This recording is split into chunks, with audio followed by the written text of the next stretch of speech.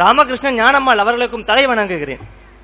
அடுத்தபடியாக இந்த பள்ளியின் முதன்மை பிரின்சிபால் திரு KP ஜெகநாதன், அவரை நான் பிரின்சிபால்னு சொல்ல மாட்டேன், is a friend of mind. அப்பயும் சரி இப்பயும் சரி அவருக்கு என்கிட்ட உரிமை ஜாஸ்தி இருக்கு, கண்டிப்பும் ஜாஸ்தி இருக்கு. இன்னைக்கும் அவர் முன்னாடி ஒரு ஸ்டூடெண்டா தான் நிற்கிறேன், ஒரு ட்ரஸ்டியா நிக்கல. அதுக்கு காரணம் இந்த பள்ளியில எங்களுக்கு கொடுக்கப்பட்ட வாய்ப்பு, வசதி, அதே சமயத்தில் எங்களுக்கு கிடைத்த அனுபவங்கள்.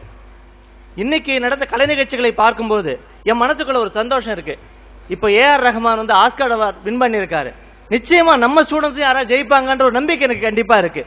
கல்வி மட்டுமல்ல, கலை, ஒழுக்கம் முதலிய அனைத்திலும் நமது மாணவர்கள் மேலோங்கி வர வேண்டும் என்பது எங்களின் ஆசை. எப்பயுமே நம்மளுக்கு ஒரு சின்ன வயசுல இருந்து கதை சொல்லிக்கிட்டே இருப்பாங்க, இது இப்படி அது அப்படி, இப்படி இருந்தா இப்படி ஆகலாம் அப்படின்னு சொல்லிட்டு. ஆனா நம்மளுக்கு ஏற்படக்கூடிய அனுபவமும் நம்ம கண்ணு முன்னால பார்க்கக்கூடிய உதாரணங்கள் மட்டுமே நம்மளோட வாழ்க்கையில தாக்கத்தை ஏற்படுத்தும்ன்றது என்னோட கருத்து. நீங்க என்ன உங்களோட முன்மாதிரியா நினைச்சீங்கன்னா நாளைக்கு நீங்களும் இந்த பள்ளிக்கு ஒரு நிர்வாகிகளா வரலாம். இந்த பள்ளியை மேலும் மேலும் உயர்த்துக்கான முயற்சிகள் நீங்களும் ஈடுபடலாம்.